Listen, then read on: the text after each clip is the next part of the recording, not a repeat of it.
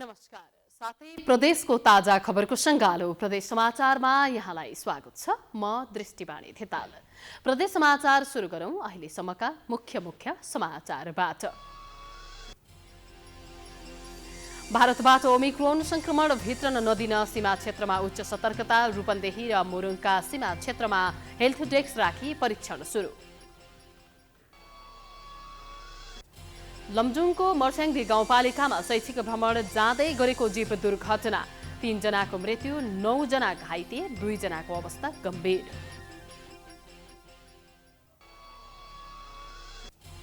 गठबन्धन दलको प्रदेश 1 को मन्त्रीमण्डलमा आफ्नै दाबी। भागवण्डा नमिल्दा मन्त्रीमण्डल विस्तार हुन सकेन।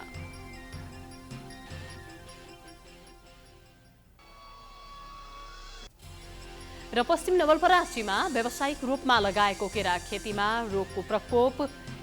केरा नष्ट हुन थालेपछि किसान चिन्तित।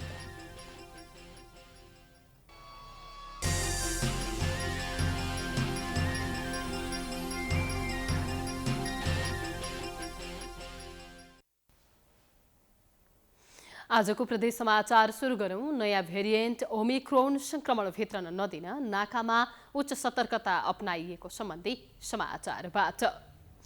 भारतमा कोभिड-19 को नयाँ भेरिएन्ट ओमिक्रोनको संक्रमण देखिन थालेपछि सीमा क्षेत्रमा सतर्कता बढाइएको छ। रूपन्देहीको सीमा क्षेत्रबाट संक्रमण भित्रन नदिन उच्च सतर्कता अपनाउनुका साथै स्वास्थ्य चेक जाँचमा समेत कडाई गरिएको छ। एक रिपोर्ट। प्रमुख जिल्ला अधिकारी रेशराम तिवारीको अध्यक्षतामा बसेको जिल्ला कोभिड-19 संकट व्यवस्थापन समितिको बैठकले उच्च सतर्कता अपनाउने निर्णय गरेको हो। प्रशासनले बढी आवतजावत हुने जिल्लाको बेल्हिया नाका लगायतका अन्य विभिन्न नाकामा पनि उच्च सतर्कता अपनाउन सम्बन्धित पालिकालाई पत्राचार गरेको छ। नाकामा विदेशी नागरिकको निगरानी गर्नुका साथै जाँचलाई कडाई गरी सचेतना फैलाउने काम गर्दै आएको प्रशासनले जनाएको छ। आवतजावतमा चाहिँ हामी अलिकति चाहिँ टेस्टका कुराहरू एसएमएसका जुन हाम्रा चाहिँ सतर्कता अपनाउने कुराहरूलाई हामीले परिचालन गरेका छौँ र विदेशी पर्यटकहरू आउँदा पनि हामीले टेस्ट गर्ने अथवा खोपको कार्डहरू हेर्ने, नलागेमा टेस्ट गराउने यी कुराहरू गरेका छौँ।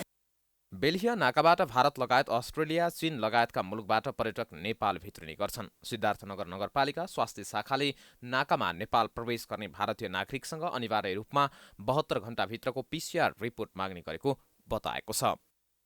सोधिन्छ अब जसको छैन भने त्यसले हाम्रो आरटी एन्टिजेनको व्यवस्था छ त्यो नेपालीहरू।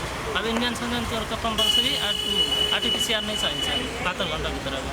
जस्तै कि अब पहिला त भ्याक्सिनले गर्दा टिका लगाएर आउनुहुन्छ, भ्याक्सिनहरूले गर्दा हुन्छ। अहिले भ्याक्सिन नमानेर हामी आरटिपिसिआर नै मागिरहेको। नयाँ भेरिएन्ट ओमिक्रोनको संक्रमण भित्रिन नदिन नाकामा उच्च सतर्कता तथा सावधानी अपनाउनुका साथै सुरक्षा निकायले सीमा नाकामा निगरानी बढाउनु पर्ने स्थानीयले माग गरेका छन्। बितेको कोभिड टाइममा जुन लक्षणहरू देखा पर्थ्यो त्यो लक्षणहरू यदि देखा परेछ भने तत्काल अस्पताल लैजाने, उहाँहरूलाई चाहिँ के छ भने उपचारको व्यवस्था मिलाउने र सफिसियन्ट अक्सिजनहरू चाहिँ व्यवस्था गरेर एउटा स्वास्थ्य कर्मीको स्पेसल टोली नै सीमा नाकामा राख्न जरुरी ठान्छु। जुन अहिले पछिल्लो नयाँ भेरिएन्ट ओमिक्रोन जुन भेरिएन्ट देखिएको छ त्यसको रोकथामको लागि र सरकार पनि के छ भने बेलैमा घटना हुनभन्दा पूर्व नै सजग र सावधानी अपनाउन जरुरी लाग्छ मलाई। सीमा क्षेत्रमा शङ्कास्पद भेटिएको नागरिकमा ऱ्यापिड एन्टिजेन टेस्ट पोजिटिभ देखिए प्रदेश जनस्वास्थ्य प्रयोगशाला र राष्ट्रिय प्रयोगशालाको समन्वयमा उपचार गरिने बताइएको छ। ओमिक्रोनलाई विश्व स्वास्थ्य सङ्गठनले भेरिएन्ट अफ कन्सर्नको सूचीमा राखेको छ। रूपन्देहीमा हालसम्म कोभिड-19 संक्रमणबाट 558 जनाको मृत्यु भएको जिल्ला जनस्वास्थ्य कार्यालयले जनाएको छ। अब लागौं प्रदेश 1 को विराटनगर स्थित जोगबनी नाकामा हेल्थ डेस्क स्थापना गरी स्वास्थ्य सतर्कता बढाइएको सम्बन्धी समाचारतर्फ। मुरुङको विराटनगर स्थित जोगबनी नाकामा पनि हेल्थ डेस्क स्थापना गरी स्वास्थ्य सतर्कता बढाइएको छ। नयाँ भेरिएन्ट भारतमा देखा परेपछि जोगबनी रेल स्टेसनमा भारततर्फ हेल्थ डेस्क राखी स्वास्थ्य परीक्षण सुरु गरिएको हो। यता नेपालतर्फ पनि रानी जोगबनी नाकामा रहेको हेल्थ डेस्कलाई निरन्तरता दिइएको छ। भारतबाट आएका सर्वसाधारणहरूको स्वास्थ्य परीक्षण गरी पठाउने गरिएको स्वास्थ्यकर्मीले जनाएका छन्। कोरोना संक्रमण फैलने डरले सतर्कता अपनाउन सर्वसाधारणलाई सचेत गराइएको भए पनि परीक्षण गर्न भने उनीहरू नमान्ने गरेको स्वास्थ्य कर्मीहरूको भनाइ छ।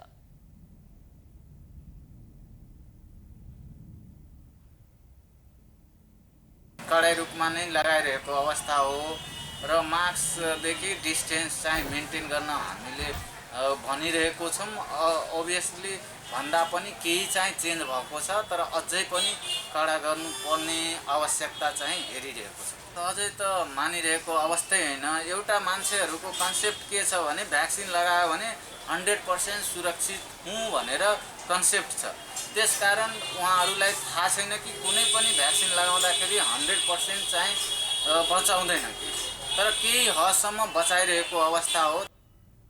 नाकामा हेल्थ डेस्क राखी परीक्षण गर्न थालेपछि भारतबाट आउने यात्रुहरूले पनि सुरक्षित भएको महसुस करके जो है हमें पता चलता है कि हाँ हम सही है कि नहीं है, पॉजिटिव है या नेगेटिव है, इसलिए हमारा स्वास्थ्य जो है हम लोग जान सकते हैं यहाँ पे चेक करके, तो ये अच्छी चीज़ है। रेलवे स्टेसनमा सुरु गरिएको हेल्थ डेस्कमा दैनिक 70 देखि 80 जनाको एन्टिजेन परीक्षण गर्ने गरिएको स्वास्थ्य कर्मीहरूले बताएका छन्।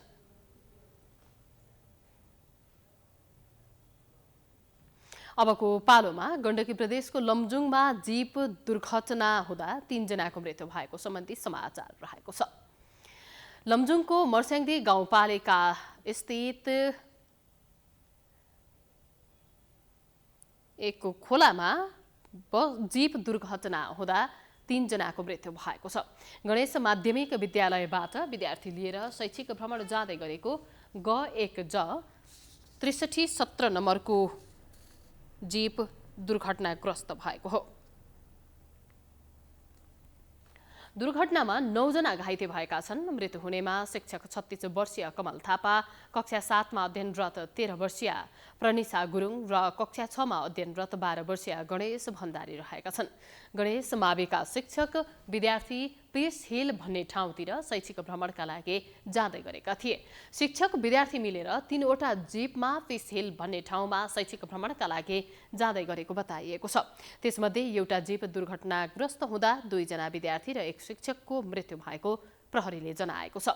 घाइतेमध्ये गम्भीर 2 जनालाई थप उपचारका लागि चितवन पठाइएको प्रहरीले जनाएको छ। घाइते 7 जनाको जिल्ला अस्पताल लमजुङमा उपचार भइरहेको छ। जीपमा 16 जना सवार रहेका थिए।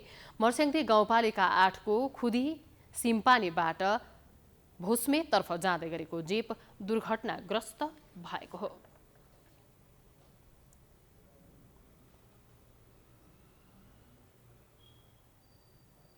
प्रदेश समाचारमा पालो भएको छ विश्रामको।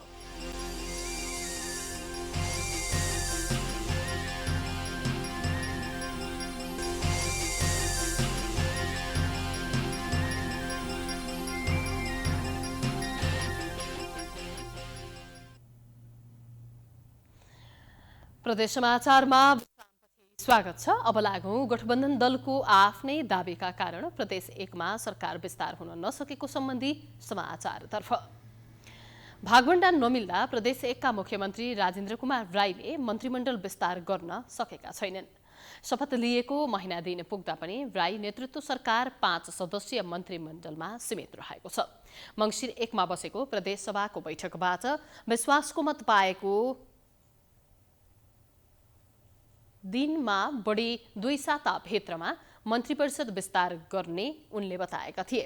निवर्तमान मुख्यमन्त्री भीम आचार्यले 7 मन्त्रालयमा 8 मन्त्री मार्फत काम गर्दै आएका थिए। गत कार्तिक 16 मा राई मुख्यमन्त्रीमा नियुक्त भए लगतै भागवण्डा मिलाउन मन्त्रालय बढाएर कम्तीमा 11 पुर्याउने तथा मन्त्री र राज्यमन्त्री सहित 13 मन्त्री बनाउने योजना प्रदेश सरकारको छ।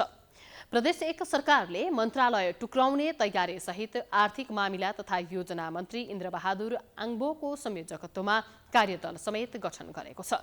मन्त्री आङबोले अहिलेकै खर्चमा थप गरिने मन्त्रालय पनि सञ्चालन गर्ने गरी अध्ययन प्रतिवेदन तयार गर्ने काममा कार्यदल जुटेको बताएका छन्।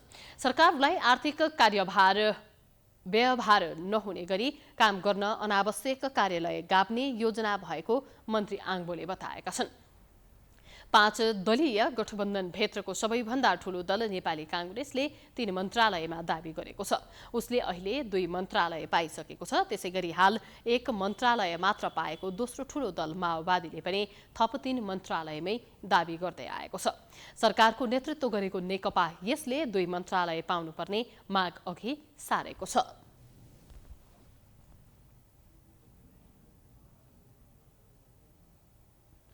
अब लागौं प्रदेश 2 को सप्तरीमा फरार अभियुक्त 9 वर्षपछि पक्राउ परेको सम्बन्धी समाचारतर्फ। हत्या गरी खाल्डोमा गाडेर फरार रहेका सिरियल किलर सप्तरीको सुरुङ्गा नगरपालिका 10 थलाहाका 60 वर्षीय गुलजार मिया 9 वर्षपछि पक्राउ परेका छन्। सिराहाको सखुवा नकारकटी गाउँपालिकाका महेशबारी टोलमा लुकीछिपी बसिरहेको अवस्थामा अभियुक्त मियालाई प्रहरीले पक्राउ गरेको हो। श्रृङ्खलाबद्ध बलात्कार र हत्याका मुख्य योजनाकार साबेक टिकुलिया गाविस 6 घर भई कुसहा 6 बस्ने सकिल हुसेन मिया र उनका साथी गुलजार मिया तथा मस्तकीब मिया लामो समय नेपाल बाहिर रहँदै आएका थिए। उनीहरूमाथि श्रृङ्खलाबद्ध बलात्कार र हत्याको आरोप रहेको छ। सिरियल किलर साकिललाई अन्तर्राष्ट्रिय प्रहरी संगठन इन्टरपोलको कतार शाखाले कतारमा पक्राउ गरी 2074 फागुन 20 गते नेपालको जिम्मा लगाएको थियो। सकीका नाममा 2072 असार 4 गते इन्टरपोलमा रेकर्ड कर्नर नोटिस जारी भएको थियो। पक्राउ परेका गुलजार उनै सकिलका मुख्य सहयोगी हुन्। प्रहरीको मोस्ट वान्टेड सूचीमा रहेका सकिल र गुलजार लगायतको साबिक टिकुलिया गाविस 9 घर भई पेटरवा गाविस 1 बस्ने सबुद मिया र उनकी बुहारी सगिरा खातुनको हत्या गरेर आफ्नै कुखुरा फारम नजिकै गाडेका थिए। साबिक जन्डोल गाविस 8 की गोहरनिया भनिने दुलारी देवी मुखिया शाह र त्रिकोल गाविसको निर्मला देवी शाहको हत्यामा पनि उनी संलग्न रहेको प्रहरीको भनाइ छ। सकिलमाथि आफ्नै ससुरा र बुहारीको समेत हत्या गरेको आरोप रहेको छ।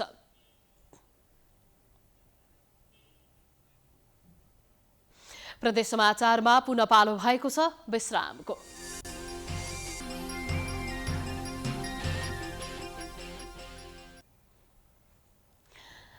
विश्रामपछि प्रदेश समाचारमा पुनः स्वागत छ। अब लागौं गण्डकी प्रदेश निर्वाचन कार्यालयले शिक्षक तथा कर्मचारीलाई पार्टी सदस्यबाट निकाल्न नेपाली काङ्ग्रेसलाई पत्रचार गरेको सम्बन्धी समाचारतर्फ। गण्डकी प्रदेश निर्वाचन कार्यालय पोखराले शिक्षक तथा कर्मचारीलाई पार्टी सदस्यबाट निकाल्न नेपाली काङ्ग्रेसलाई पत्रचार गरेको छ। नेपाली काङ्ग्रेसको 14औं महाधिवेशन अन्तर्गत भएका अधिवेशनहरूमा सरकारी स्वामित्वको संस्था तथा कार्यालयमा कार्यरत शिक्षक तथा कर्मचारी पार्टीको प्रतिनिधि बनेको भन्दै निर्वाचन आयोगले पत्रचार गरेको हो।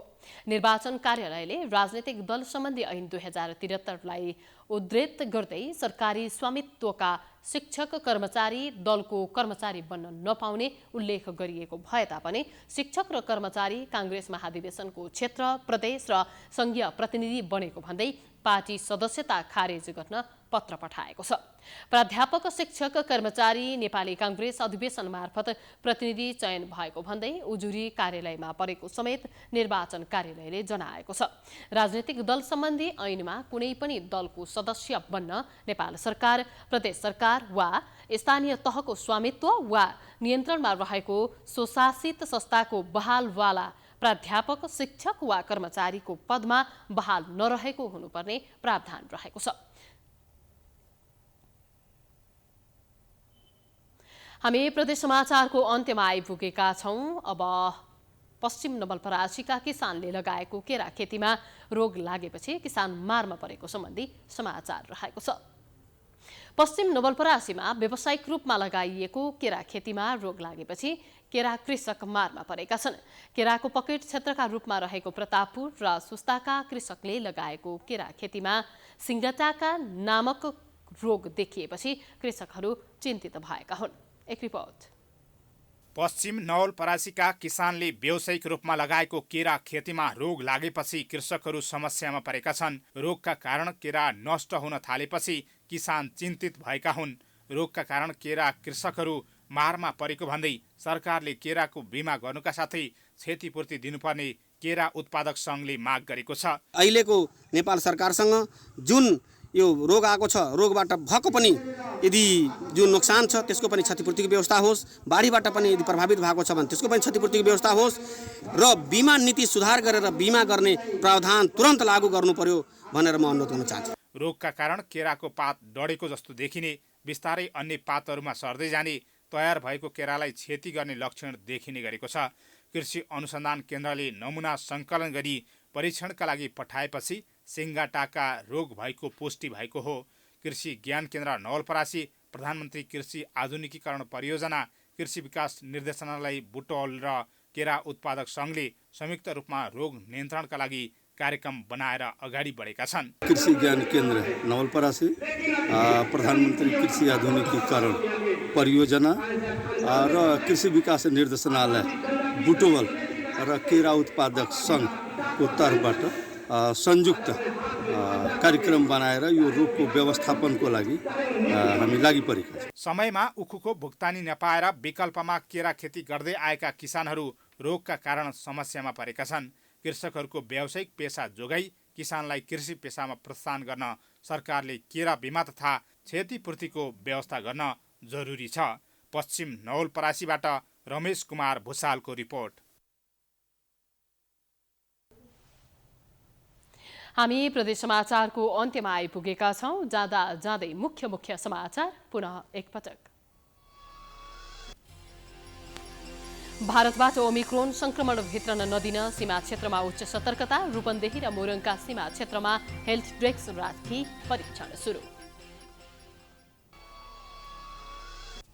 लमजुङको मर्स्याङ्दी गाउँपालिकामा शैक्षिक भ्रमणमा जाँदै गरेको जीप दुर्घटना, 3 जनाको मृत्यु, 9 जना घाइते, 2 जनाको अवस्था गम्भीर।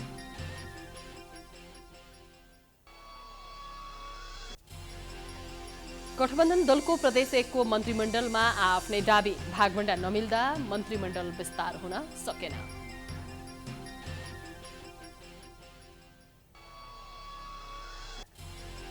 र पश्चिम नवलपरासीमा व्यावसायिक रूपमा लगाइएको केरा खेतीमा रोगको प्रकोप, केरा नष्ट हुन थालेपछि किसान चिन्तित।